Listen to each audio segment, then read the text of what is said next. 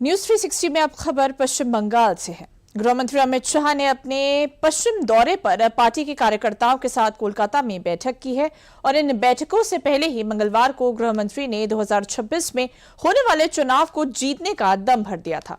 लेकिन सवाल ये है कि आखिर बीजेपी इस बार ममता का सियासी खिलाफ भेदने के लिए ऐसा क्या प्लान बना रही है जो उसे जीत दिलाएगी। देखिए रिपोर्ट। मुझे पूरा भरोसा है कि 2026 में बंगाल में 2/3 बहुमत के साथ भारतीय जनता पार्टी की सरकार बनेगी। ये बंगाल की जनता तय कर बैठी है। राजनीति के चाणक्य कहे जाने वाले गृह मंत्री अमित शाह जब ऐसा बयान देते हैं तो न सिर्फ चर्चा होती है बल्कि विपक्ष की धड़कनें बढ़ जाती हैं, क्योंकि जो करने का दावा गृह मंत्री कर रहे हैं उसका साक्षी हाल ही में महाराष्ट्र, हरियाणा, दिल्ली से लेकर बिहार तक के चुनाव बन चुके हैं। और इसलिए अब सवाल उठ रहे हैं कि अब बंगाल जीतने के लिए बीजेपी क्या प्लान बना रही है। और ये सवाल तब और सीरियस हो जाता है जब खुद गृह मंत्री अमित शाह 3 दिनों तक बंगाल में रहते हैं और ऐसा बयान दे जाते हैं। अब तक का समय भारतीय जनता पार्टी के लिए बहुत शुभंकर सिद्ध हुआ है।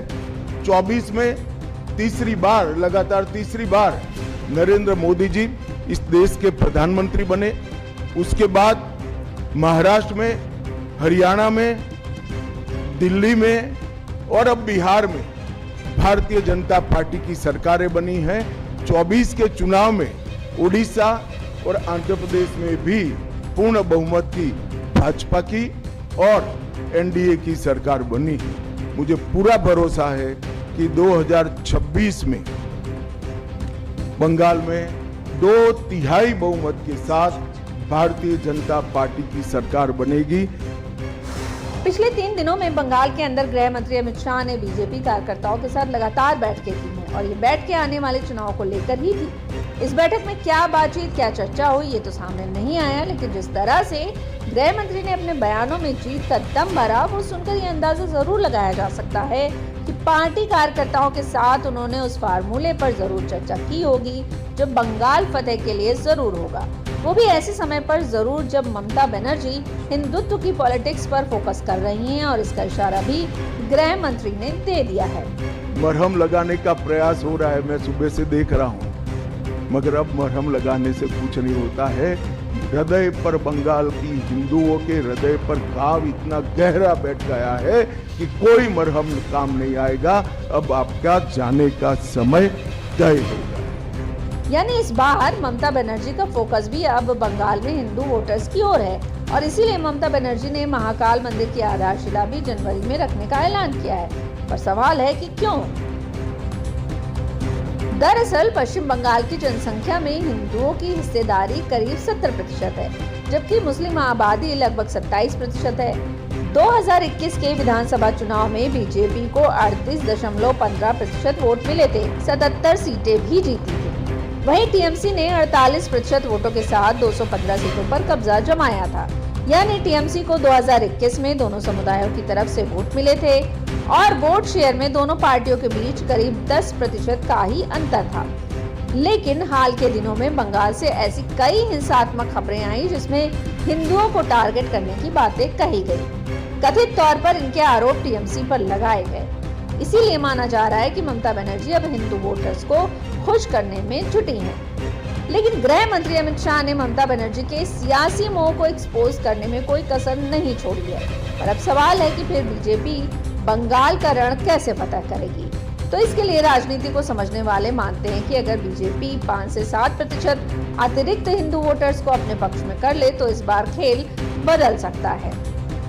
अगर बीजेपी 5 से 7% अतिरिक्त हिंदू वोट हासिल कर लेती है तो उसका वोट शेयर 43 से 45% तक पहुंच सकता है। वहीं अगर टीएमसी का वोट शेयर 5% भी घटकर 43 के आसपास आता है तो बीजेपी बहुमत के करीब पहुंच सकती है। और अगर बीजेपी को 45% वोट मिलते हैं और टीएमसी का वोट शेयर 42 से 43 तक सिमट जाता है तो बहुमत की राह आसान हो सकती है। 294 सीटों वाली बंगाल विधानसभा में 148 सीटों का आंकड़ा ही बहुमत होता है, पर इसके लिए हिंदू वोटों का ध्रुवीकरण और टीएमसी के पारंपरिक वोट बैंक में सेंध मारी जरूरी है।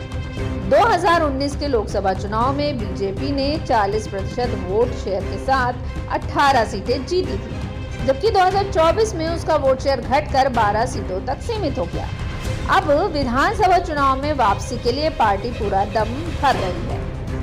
हालांकि बीजेपी जिस तरह से बंगाल के विधानसभा चुनाव में प्रदर्शन करती आ रही है, उससे यही लग रहा है कि साल 2026 में बंगाल में बदलाव का साल बन सकता है। और ये हम नहीं बल्कि आंकड़े कह रहे हैं कि 2014 से 2025 तक बंगाल में बीजेपी की लंबी वोट यात्रा रही है। 2014 के लोकसभा चुनाव में बीजेपी को 17% वोट और 2 सीटें मिली थी। 2016 के विधानसभा चुनाव में बीजेपी को 10% वोट और 3 सीटें मिली थी। 2019 के लोकसभा चुनाव में बीजेपी को 41% वोट और 18 सीटें मिली थी। 2021 के विधानसभा चुनाव में बीजेपी 38% वोट पाने के साथ 77 सीटें भी जीती थी। 2024 के लोकसभा चुनाव में 39% वोट और 12 सीटें मिली थी। और अब साल 2026 में गृह मंत्री अमित शाह ने प्रचंड बहुमत से जीत का दम भर दिया है। हालांकि ये तो वक्त ही बताएगा कि बंगाल में इस बार बदलाव होगा या ममता फिर से सत्ता में आएंगी।